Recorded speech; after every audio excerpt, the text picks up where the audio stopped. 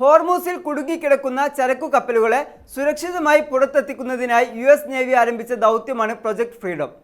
Iran ഈ പ്രദേശം ഭാഗികമായി ഉപരോധിച്ചതോടെ ആയിരക്കണക്കിന് കപ്പലുകളാണ് ഇവിടെ കുടുങ്ങിയത്. പാകിസ്ഥാൻ ഉൾപ്പെടെയുള്ള മധ്യസ്ഥ രാജ്യങ്ങളുടെ അഭ്യർത്ഥന മാനിച്ചും ഇറാനുമായുള്ള കരാർ ചർച്ചകളിലെ പുരോഗതി കണക്കിലെടുത്തുമാണ് സൈനിക നീക്കം നിർത്തിവെക്കുന്നത് എന്നാണ് ട്രംപ് ട്രൂത്ത് സോഷ്യലിലൂടെ അറിയിച്ചത്. ഹോർമൂസിലെ സൈനിക നടപടികൾ നിർത്തിയെങ്കിലും ഇറാനിയൻ തുറമുഖങ്ങൾക്ക് എതിരെയുള്ള USന്റെ സാമ്പത്തിക ഉപരോധം ശക്തമായി തുടരുമെന്ന് ട്രംപ് മുന്നറിയിപ്പ് നൽകുന്നുണ്ട്.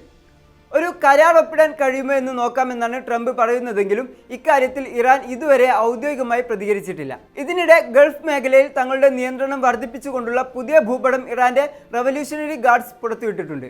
ഹോർമുസിലൂടെ പോകുന്ന കപ്പലുകൾ തങ്ങൾ നിശ്ചയിച്ച പാതയിലൂടെ മാത്രമേ സഞ്ചരിക്കാവൂ എന്നും അല്ലാത്ത പക്ഷം കടുത്ത തിരിച്ചടി നേരിടേണ്ടി വരുമെന്നും ഇറാൻ മുന്നറിയിപ്പ് നൽകി.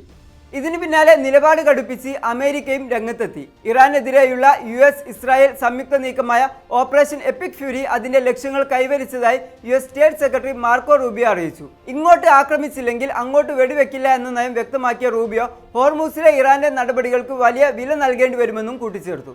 ഇറാൻ ഹോർമൂസ് അടച്ചതിനാൽ ഗൾഫ് മേഖലയിൽ കുടുങ്ങിയ വാണിജ്യ കപ്പലുകളെ രക്ഷിക്കാനാണ് US പ്രൊജക്ട് ഫ്രീഡം ആരംഭിച്ചത്. ഇതിന് ബദലായി ഇറാൻ UAEയിലെ ഫുജേറ എണ്ണ വ്യവസായ മേഖലയിൽ ആക്രമണം നടത്തിയതോടെ പശ്ചിമേഷ്യ വീണ്ടും പ്രക്ഷുബ്ധമായിരുന്നു. ഈ സാഹചര്യത്തിലാണ് നടപടി താൽക്കാലികമായി നിർത്തിവെക്കാനുള്ള ട്രംപിന്റെ പ്രഖ്യാപനം എത്തുന്നത്.